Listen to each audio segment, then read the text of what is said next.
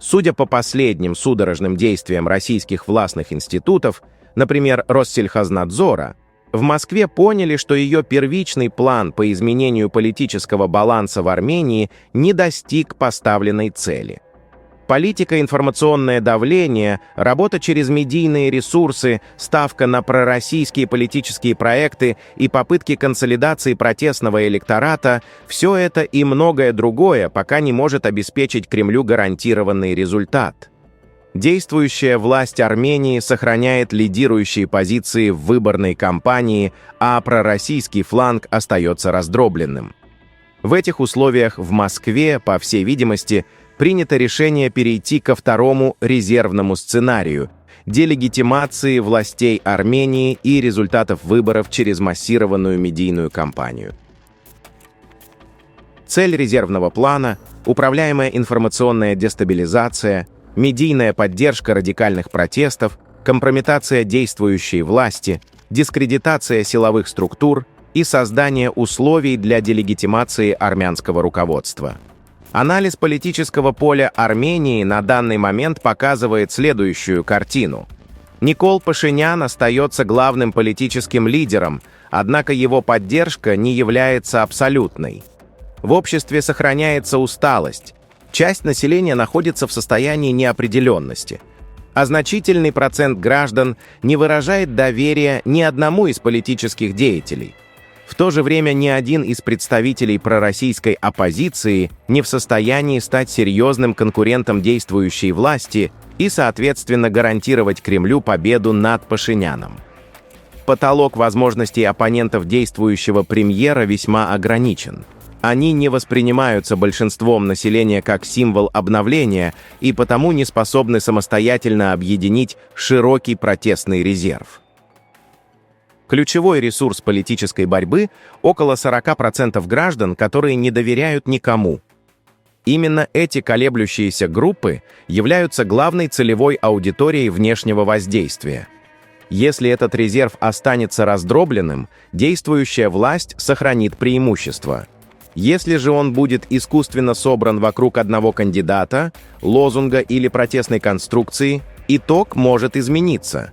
Первичный план Москвы строился по трем направлениям: информационная дискредитация действующей власти Армении, консолидация протестного электората вокруг пророссийских фигур и создание ощущения неизбежного поражения Пашиняна. Однако данный план не сработал. Армянское общество оказалось более устойчивым, чем ожидали в Москве. Российские информационные нарративы не смогли полностью подчинить общественную повестку. Действующая власть сохранила управляемость, а пророссийский лагерь так и не смог выстроить единую политическую вертикаль. В результате Кремль зафиксировал невозможность гарантированной победы через стандартные политические инструменты и перешел к резервному сценарию – прямым информационным атакам, в том числе на высоком официальном уровне. Цель этих действий – доказать нечестность выборов и тем самым обосновать падение легитимности властей Армении. Эта операция направлена не столько против Пашиняна лично, сколько против армянской государственности как таковой. В данном сценарии ключевая роль отводится СМИ и социальным сетям. Подконтрольные медийные ресурсы уже работают и будут продолжать работать синхронно. Одни и те же тезисы распространяются через телеграм-каналы, псевдоэкспертные площадки, пророссийские СМИ и сеть анонимных ресурсов. Исходя из всего изложенного, я не стану давать никаких советов армянской власти. Уверен, что они лучше меня информированы обо всех реальных и потенциальных рисках и точно знают, каким образом эти риски минимизировать и купировать.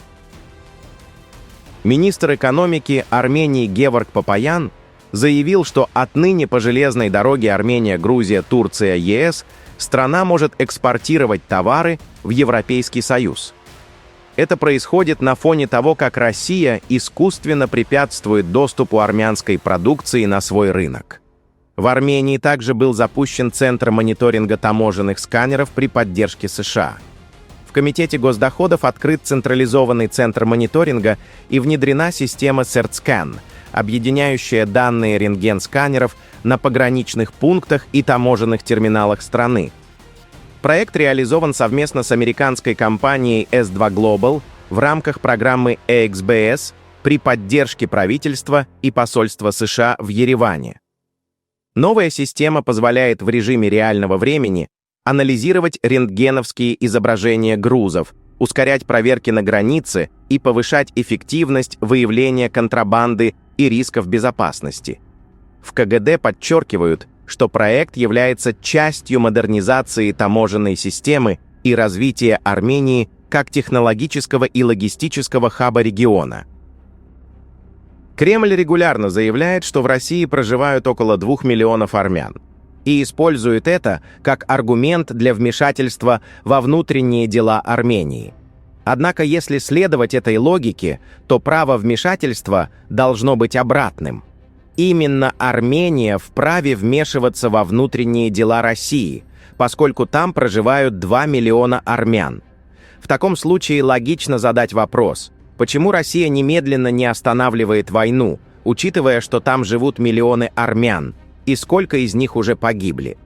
Отдельного объяснения требуют и митинги перед посольством Армении в Москве. Как возможно проведение акций в стране, где любые митинги фактически запрещены? Если такие акции происходят, значит, либо участники действуют как агенты, либо они кем-то оплачены. Третьего варианта в российских реалиях не существует. Отдельное впечатление производит и команда Самвела Карапетяна, словно соревнующаяся в количестве абсурдных заявлений. Их сильный лидер может быть таковым разве что в пределах собственного дома. Человек, который называет себя сильным, но тут же заявляет о необходимости искать защитников и гарантов, сильным не является. В реальности он ищет не гаранта, а сюзерена, которому готов быстро сдаться. Ничего принципиально нового нет и в их предложениях. Они лишь слегка видоизменяют инициативы действующей власти. Та же программа, но с косметическими правками.